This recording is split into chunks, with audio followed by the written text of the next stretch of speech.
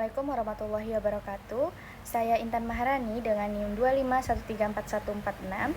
Baik, pada presentasi kali ini saya akan membahas materi mengenai aggregate demand, aggregate supply, dan inflasi.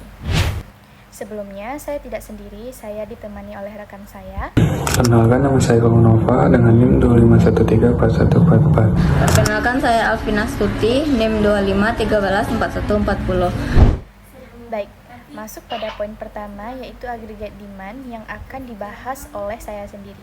Pernah kepikiran nggak kenapa ekonomi dalam suatu negara itu bisa naik dan bisa turun? Atau kenapa harga di pasaran bisa berubah-ubah?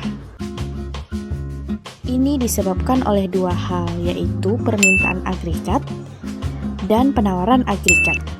Aggregate demand menggambarkan keseluruhan permintaan barang dan jasa oleh seluruh pelaku ekonomi dalam suatu negara pada tingkat harga tertentu. Pelakunya yaitu rumah tangga, perusahaan, pemerintah, dan luar negeri. Selanjutnya ada penawaran agregat atau agregat supply. Jika agregat demand berbicara tentang belanja dan konsumsi, penawaran agregat itu adalah total barang dan jasa yang bisa diproduksi dan ditawarkan oleh semua perusahaan dalam negeri. Artinya, ini bagaimana cara negara kita dalam memenuhi permintaan tadi. Namun, ada beberapa hal yang mempengaruhinya.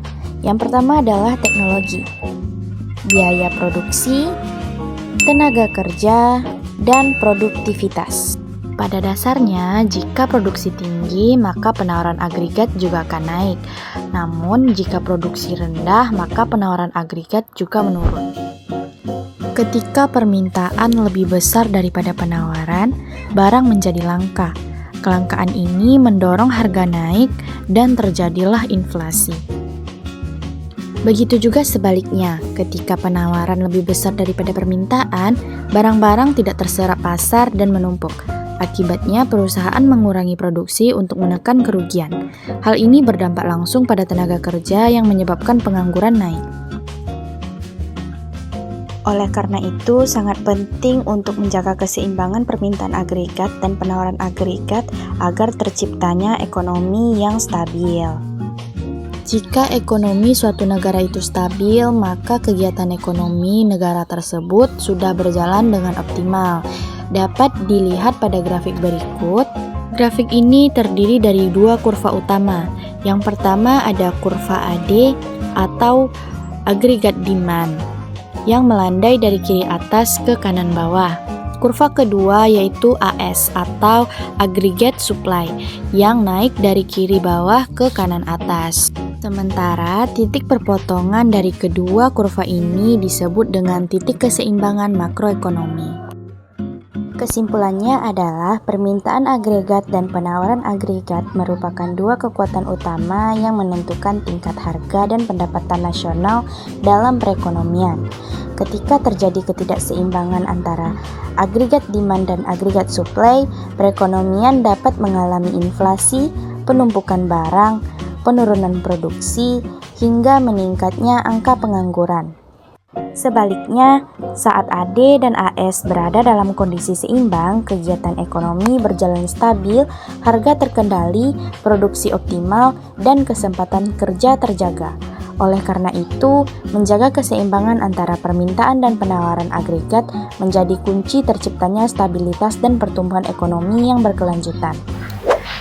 Baik, poin selanjutnya yaitu inflasi yang akan dijelaskan oleh rekan saya, Akil dan Alvina. Baik, di sini saya akan menjelaskan apa itu tentang inflasi. Inflasi adalah suatu ekonomi yang ditandai dengan kenaikan harga barang atau jasa secara umum dan berlangsung dengan terus-menerus dalam jangka waktu tertentu. Inflasi juga menyebabkan menurunnya daya beli uang, sehingga masyarakat dapat membutuhkan banyak uang untuk membeli barang dan jasa. Berdasarkan penyebabnya, inflasi dapat dibedakan menjadi inflasi tarikan permintaan yang terjadi ketika permintaan agregat meningkat lebih cepat dibandingkan penawaran agregat. Inflasi dorongan biaya yang terjadi akibat meningkatnya biaya produksi, seperti kenaikan upah dan harga bahan baku. Inflasi campuran yang merupakan kombinasi antara inflasi tarikan permintaan dan inflasi dorongan daya. Inflasi yang tinggi dan tidak terkendali dapat mengganggu stabilitas ekonomi dan kesejahteraan masyarakat. Inflasi terbagi menjadi 4 tingkatan, yaitu ada merayap lebih besar dari 10%. Terus ada yang kedua, ada sedang di antara 10% sampai 30%. Terus ada yang tinggi dari 30% sampai 100%. Terus yang terakhir ada hyper, lebih besar dari 100%. Faktor penyebab inflasi. Inflasi tarikan permintaan terjadi bila sektor perusahaan tidak mampu dengan cepat melayani permintaan masyarakat. Inflasi tidak disangkan biaya kenaikan harga yang diakibatkan kenaikan biaya produksi. Kurva Phillips, yaitu kurva yang menunjukkan hubungan antara tingkat inflasi dan tingkat pengangguran. Baik, sekian presentasi dari kami. Jika ada kesalahan, saya mohon maaf. Saya akhiri dengan Assalamualaikum warahmatullahi wabarakatuh.